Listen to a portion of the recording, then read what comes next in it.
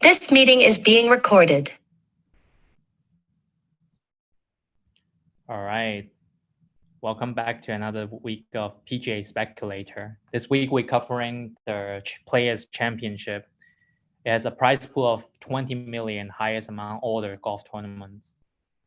The golf tournament is happening at TPC Sawgrass. Course rating is at 74. It's a pretty difficult course, and most holes are played over par. It's a famous course and has some of the more famous holes. And on the page right now that you can see, this is the Island Green. It's a pretty daunting hole, but not technically difficult.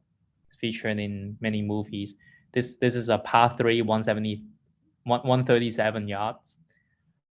144 players are playing this time. All the big names are there. Defending champion is Justin Thomas. That brings us to our topic discussion of the day. We're going to talk about putting stats and statistical significance. Daniel, you want to carry on?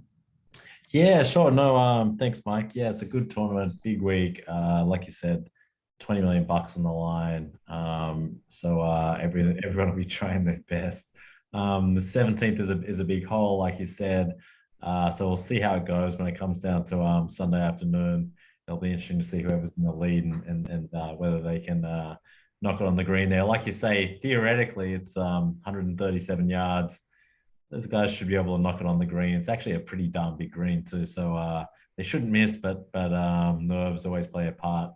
But as for the putting stats, yeah, it's an interesting one. I mean, I think that you and I, when we're running our simulations this week and trying to sort of figure out who was playing well, who's hitting it well, who's putting well, an interesting one that came up that we discussed was Colin Morikawa, and it sort of speaks to the problem of figuring out putting.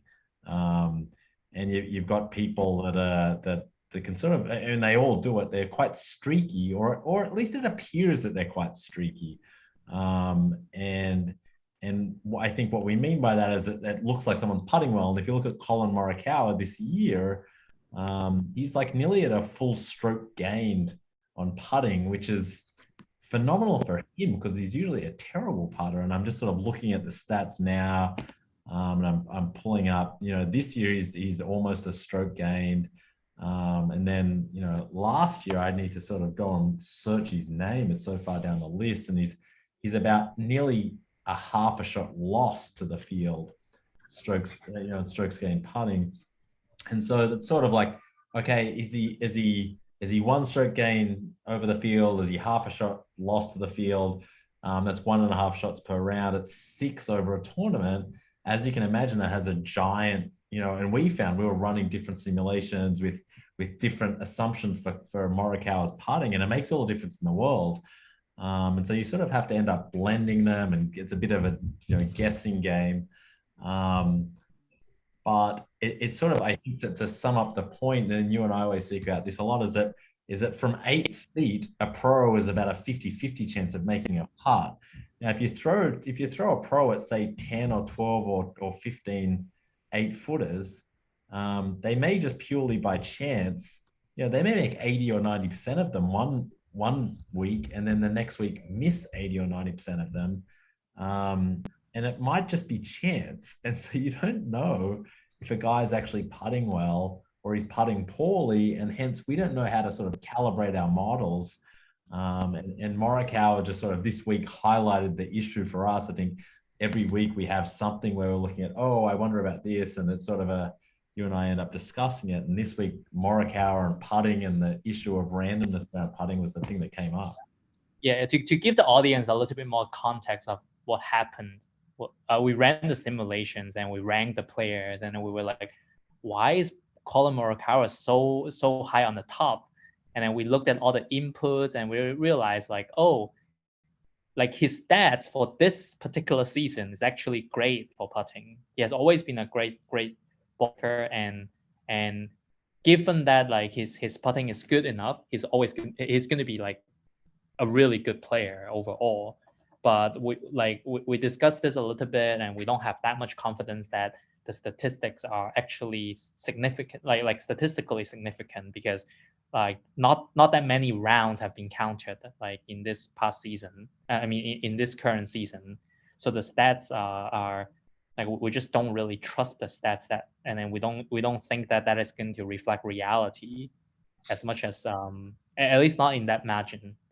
That's right. Yeah, no, absolutely right. I think it's you know, if anyone's at home thinking like, what are they talking about? We'll just get a coin and flip it 12 or 13 times in a row and see what you come up with.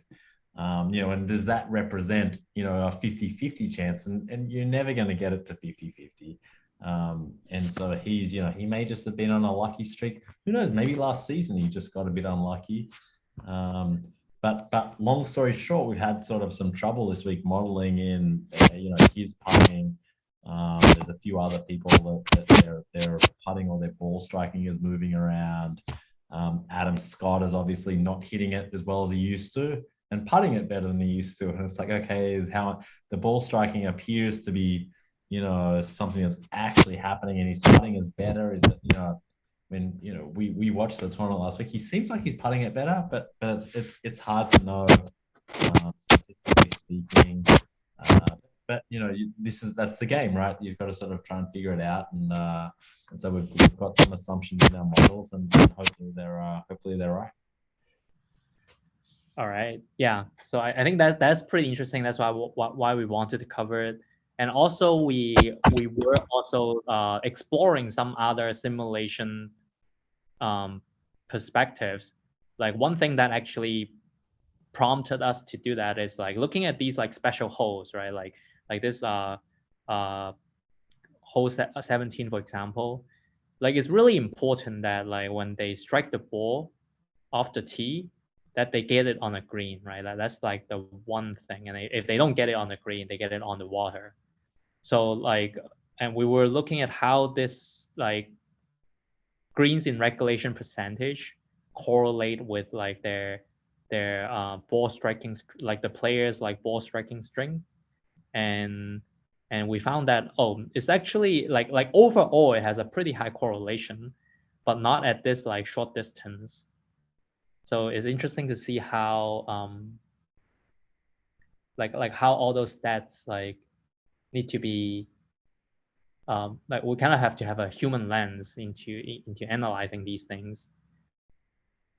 Yeah, no. Yeah, you want to talk more about that, or do you want to move on to the betting Yeah, recommendations? no. I mean, we can coverage for a second. I think that the point you're making is right. Is that, you know, these guys, if you look at the good ball strikers from 133, I mean, this whole range is, I think, from 130 away to 140, depending where the flag is. But they should be hitting it on the green. Like if you look at the greens in regulation from this distance, like a lot of the guys are like well into the 80s and 90s, and that's for regular size greens. And when you've got like a ball on the tee on a, you know, a nice piece of flat grass and giant green, it really should be sort of, you know, 90 plus to hit the green reg. And they're not even firing the flag in many cases here. But as we, you know, if you look at historically on the data, you know, people choke, and that's hard to model. It's hard for us to put in our models. But you know, we play around and we add some variance, and that's where we end up. So it's an interesting task. But yeah, let's move on to the bet. So I think everything being said, when we ran our numbers, the obvious bets are Xander Schauffele for a win. You know, we think he should be priced in the $18 range, and at least on Betfair he's at $29. You check your books and see what you see. Neiman, look, he won not long ago. I don't understand why he's $50. When we run our numbers, he's about 32 for a win. He's a good bet. Corey Connors, just ball striking is last week. His ball striking was fantastic. His putting, you know, is not great, but still for a top 10, you know, we think he should be 420. He's priced in at 660 at Betfair. Then the interesting one is McIlroy to win. You know, McIlroy's a big name. He's got a big game. But the reality is he's not actually playing that well. There's, you know, all the big names are there this week. And given where he is and how well guys like Jon Rahm and Colin Morikawa and different guys are playing, McIlroy's really, he's really sort of not really a favorite anymore.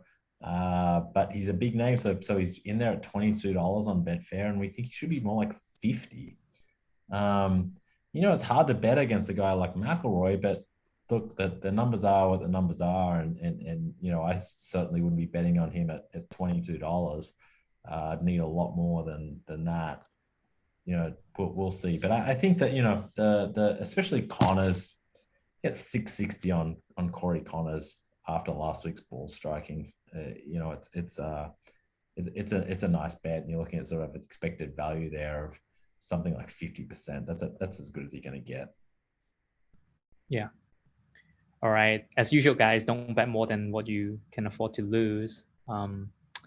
So we're going to wrap it up and see you next time. Good luck. Good luck, guys.